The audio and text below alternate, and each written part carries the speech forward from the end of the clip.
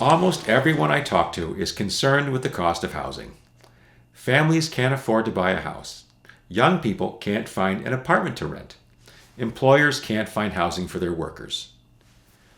My name is Tom Hsu, and I've been renovating old houses since I was 10. In fact, this hammer and belt have been with me for 49 years. This video is about affordable housing. What can we do to improve the situation? The same sheet of plywood that cost me $27 5 years ago is $51 today.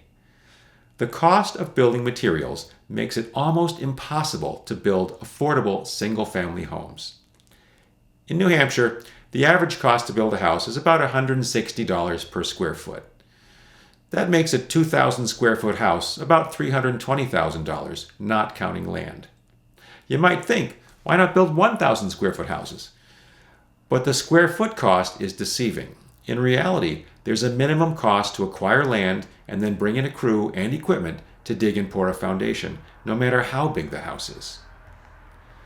2 units the same size on a common foundation cost $220,000 each, and 4 units only cost $150,000 each.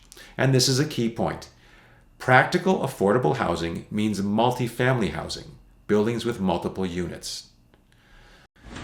Zoning codes set lot sizes. For example, in residential zones in Jaffrey, the maximum allowed density is 6 units per acre, with an additional 2 units if these are workforce or senior housing. Zoning codes are set by each town, and this is a good practice because each town is different. If towns want more affordable housing, one way to encourage it is to permit more units per acre in certain zones. At the state level, for example, towns could be offered incentives to change zoning codes to allow for more affordable housing. Towns don't have the money to pay contractors to build new housing, but towns can take steps to promote development of affordable housing.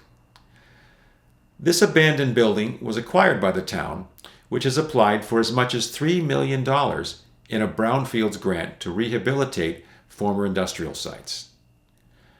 Because the building is on town water and sewer, it's an ideal location for affordable housing.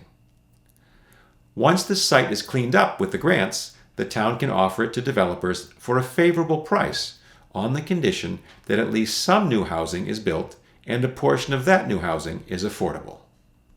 Here's a key point. Successful affordable housing projects are partnerships with a town and a funding agency, such as the state or federal government. If we want more affordable housing, we need federal, state, and local partnerships. Here's another key point. Infrastructure, such as water and sewer, must be provided. A well that serves more than 25 individuals must meet the health and safety standards for a public water supply. Affordable housing in Rindge and Dublin is challenging because there is no town water and sewer infrastructure. There are federal and state programs that help with the cost of infrastructure, but again, this requires a town-level partnership and can't be done by a private developer acting alone. If we want more affordable housing in the future, we need to work now to create the partnership opportunities that can make it happen. The benefits from more affordable housing are real. More housing means the fixed costs of roads and town services are shared by more people. On average, your property taxes go down.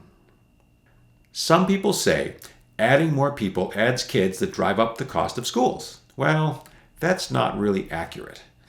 Our school population has been shrinking, and the costs of buildings and staff are fixed.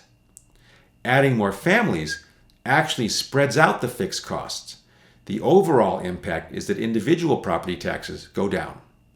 If you don't believe that, watch my video on property taxes.